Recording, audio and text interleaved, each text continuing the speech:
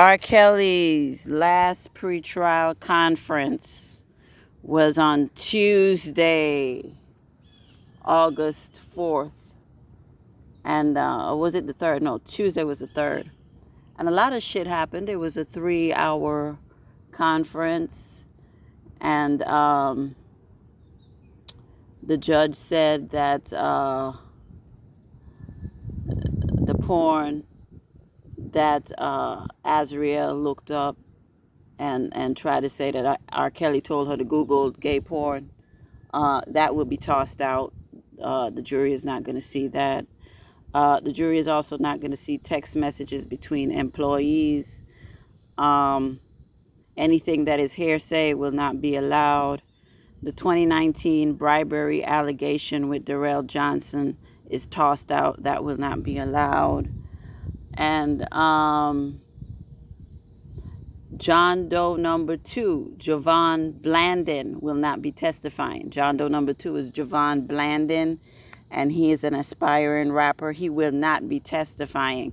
But John Doe number 1, Richard Arline Jr., who is currently awaiting sentencing for bribing AzriLIE, will testify against R. Kelly and say that he was sexually abused in exchange for a lesser sentence. They might even drop the charges. So that's where we have it. John Doe number 2 is out. John Doe number 1 is in. I had a feeling they would allow John Doe number 1 because they made a deal with Richard Arline Jr. John Ho number 1, because Richard Arline Jr. is a whore.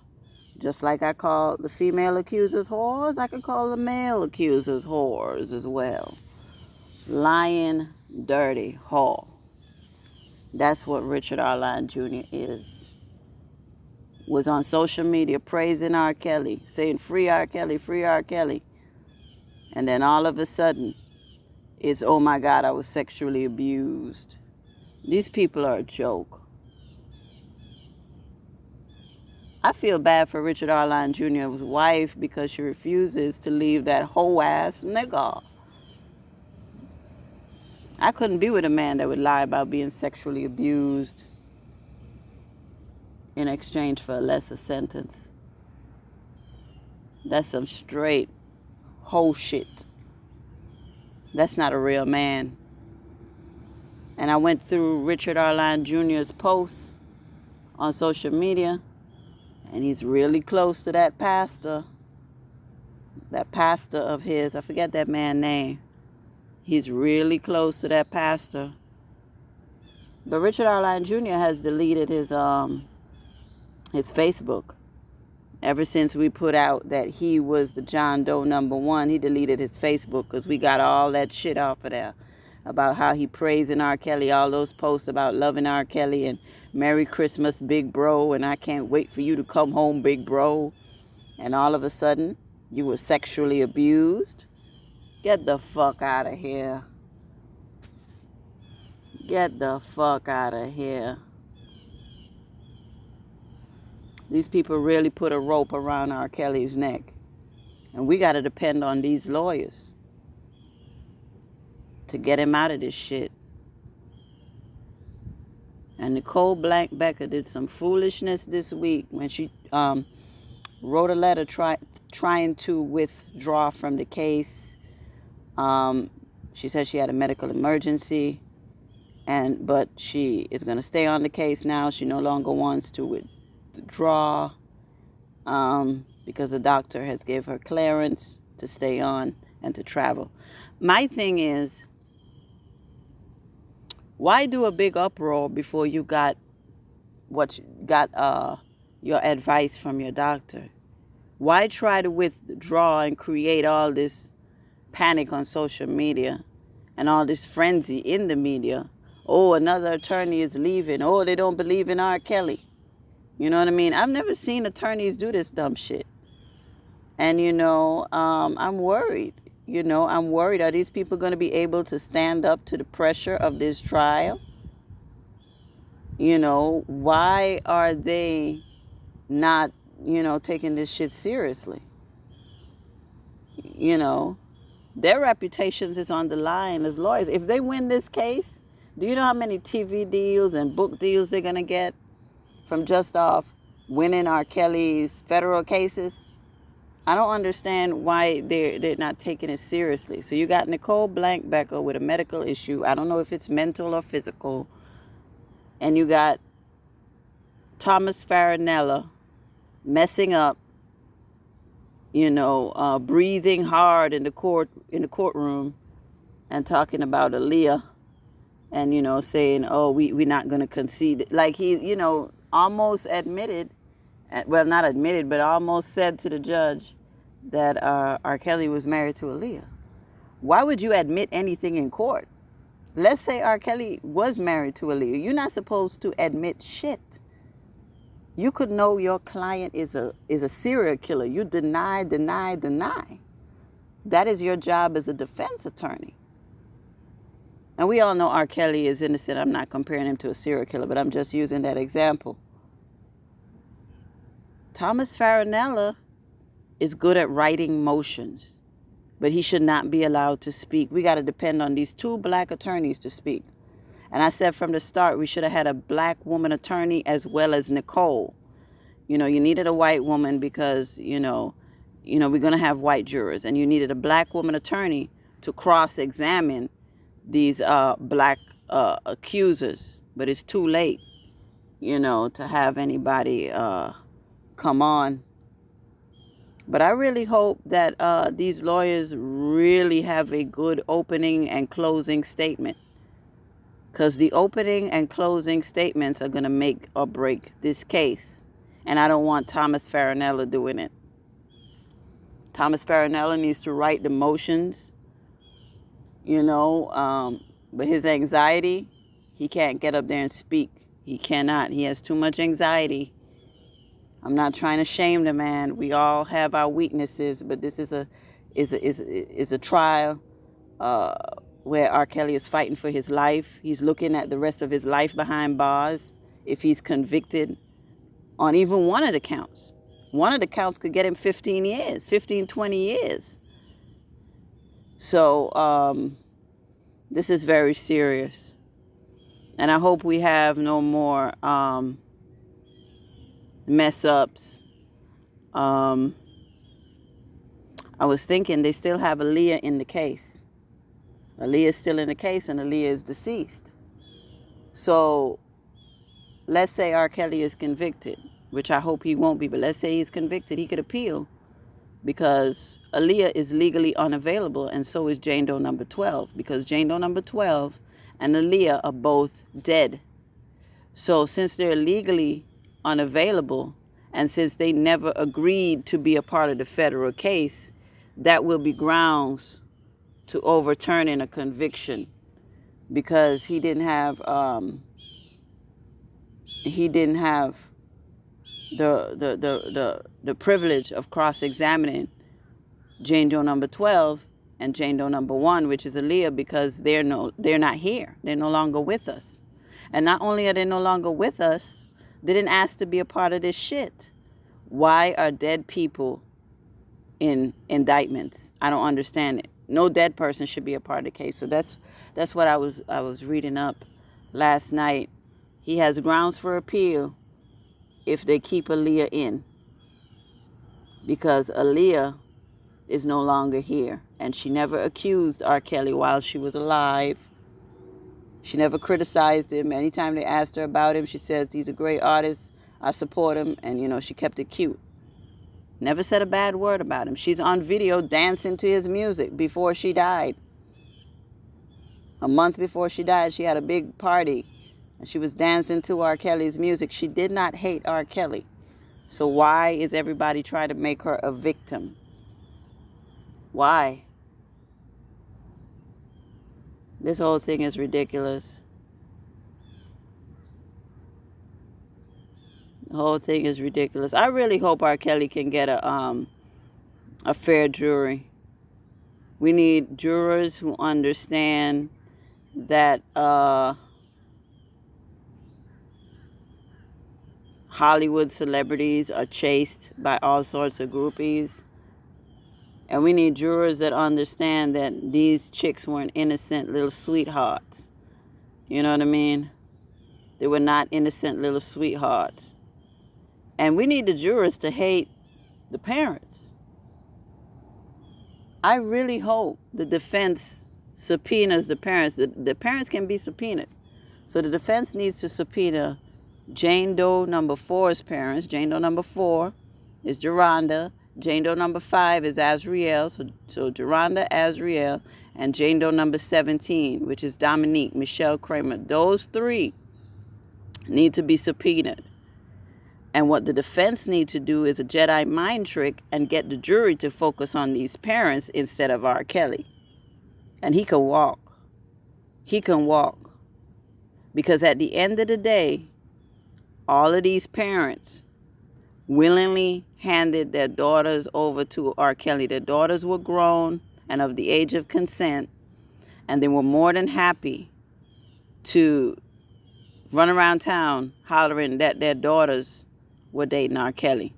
Only when they saw it wasn't going to benefit them financially did they come out here and run to Lifetime and Michelle Kramer staging a fake rescue and fake crying and, oh Lord, my daughter, my daughter, my daughter.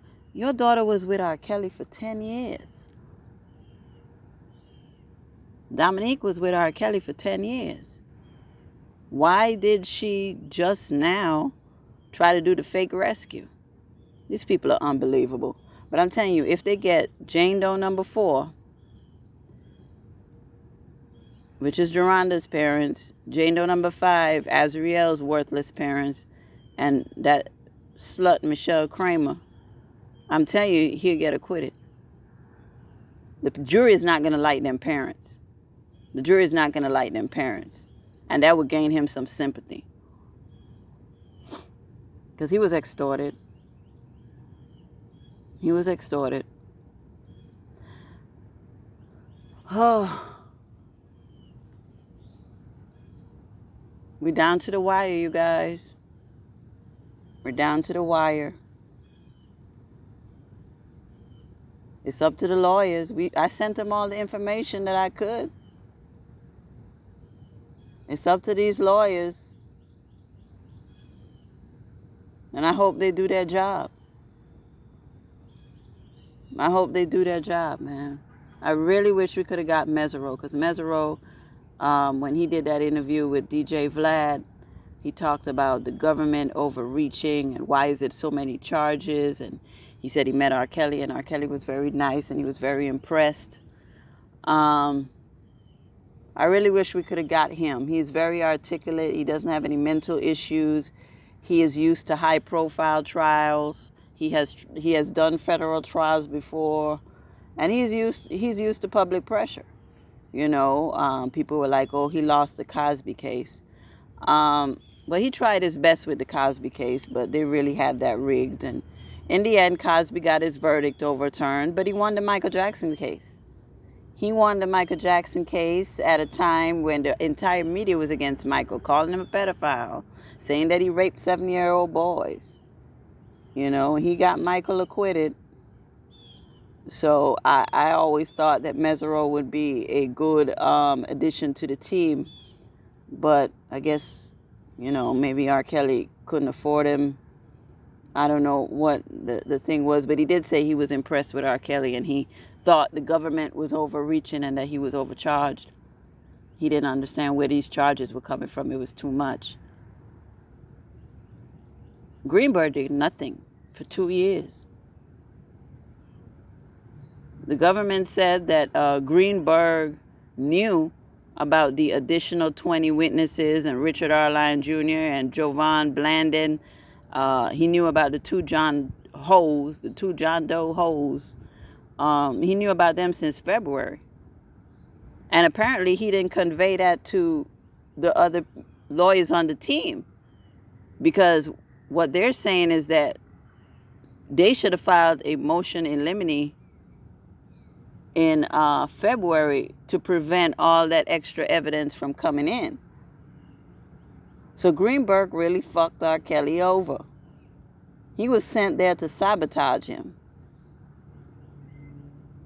And that's what makes me side-eye all these lawyers. All of a sudden, R. Kelly got lawyers with all these medical emergencies. Are they paying to do dumb shit?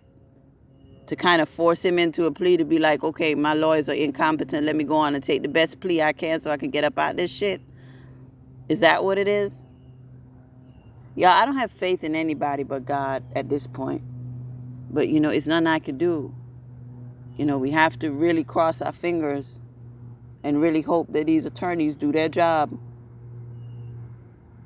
As long as Thomas Farinella doesn't speak, unless it's to ask one question I might not even want him asking a question. He just needs to handle the legal side of it, the paperwork. I don't even want him asking a question.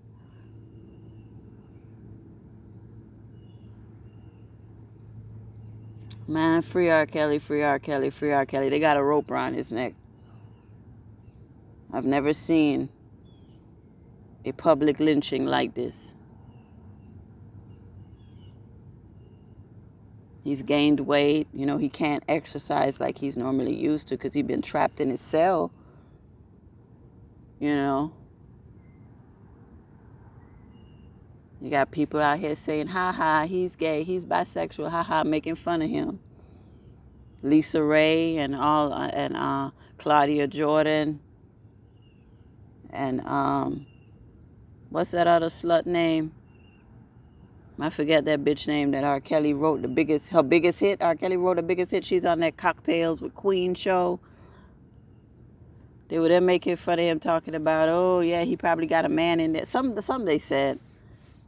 I'm like, all these years, no man has ever come forward to say they were R. Kelly's boyfriend. And 2 weeks before trial, we hear about this bastard named Richard Arline Jr., which we all know Richard Arline Jr. and R. Kelly never had sex. It never happened. He's just trying to get his sentence reduced. But the media has that narrative, and they want to push the gay narrative on him. And I'm like, whoa. I thought y'all was pro-LGBT. So if R. Kelly is bisexual, why is it a problem? Why would it be a problem? These people are hypocrites. Hypocrites. And I don't believe R. Kelly is gay. We would have heard something before now. And honestly, like I said in previous videos, it wouldn't bother me if he was bisexual. I could care less. I love the man regardless. And I'm rocking with him. And I believe in his innocence. He was set up. He was framed. And I'm glad that everybody who used to smile up in his face is showing their true colors. They're showing their true colors. Selena Johnson, that's the name of the other woman on Cocktails with Queens. It's Claudia Jordan, Lisa Ray, Selena Johnson, and Vivica Fox. They were really cutting up and mocking R. Kelly. Selena Johnson owes R. Kelly her career. He did a lot for that bitch. And for her to treat him the way she has is totally disgusting. Totally disgusting. Lisa Ray, too. Claudia Jordan is a fucking whore. I want Claudia Jordan to talk about how her friend was Jay-Z's mistress and how her friend died and how she hasn't said anything about it. That woman, what was that woman's name that died mysteriously that was Jay-Z's mistress? And she was trying to reach out to the tabloids to tell everybody that she was with Jay-Z. And she died before she could do that interview. I forget that woman's name. But she died in like 2009, I think, 2010. And Claudia Jordan still hasn't spoken about that. This is unbelievable.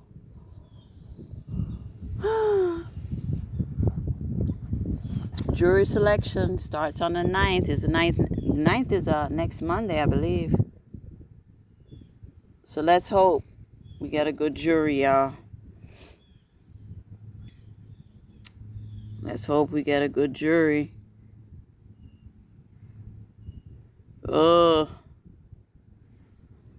A fair jury, a sympathetic jury. R. Kelly doesn't deserve this, man. R. Kelly's life is really in the hands of Thomas Farinella, Nicole Blankbecker, Canick, and that other dude, Scholar. I don't know how Scholar speaks. I haven't heard him speak. I can't find any information on him. But they say he's an okay attorney. I hope he's a good public speaker. I hope he doesn't have any anxiety.